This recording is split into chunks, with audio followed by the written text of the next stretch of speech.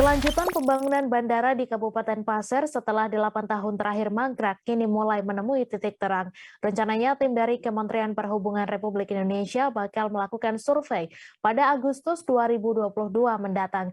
Bupati Pasir, Fahmi Fadli menyampaikan beberapa waktu lalu Pemda Pasir juga telah bersurat ke Kepala Badan Kebijakan Transportasi Kemenhub.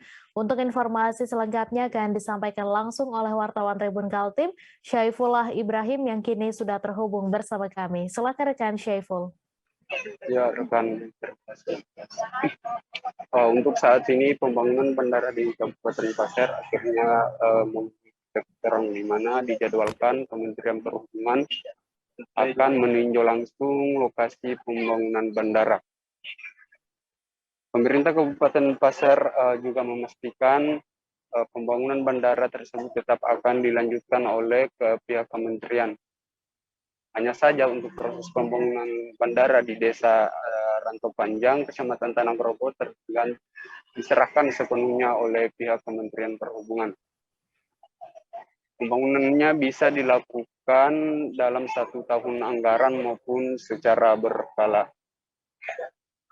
Daripada Pemda Pasir, pemerintah Kabupaten Pasir yang jelas menginginkan ada kejelasan dari pembangunan bandara tersebut dibanding dibiarkan mangkrak begitu saja. Informasi dari Bupati Pasir, Kementerian Perhubungan tidak pernah memberhentikan maupun membatalkan pembangunan bandara, namun akan terus dilanjutkan pembangunannya.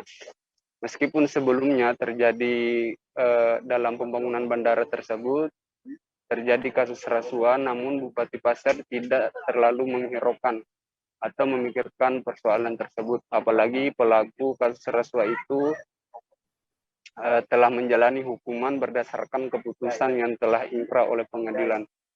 Sebelumnya juga pada Juni 2022 kemarin, Bupati Pasir beserta jajarannya telah memenuhi undangan dari Kementerian Perhubungan guna memaparkan kondisi bandara di Kabupaten Pasir. Untuk diketahui di lokasi bandara tersebut juga sudah ada bangunan yang sudah retak dan tidak terawat. Ya, sekian rekan kami. Baik, terima kasih rekan Syaiful atas laporan Anda. Selamat bertugas kembali.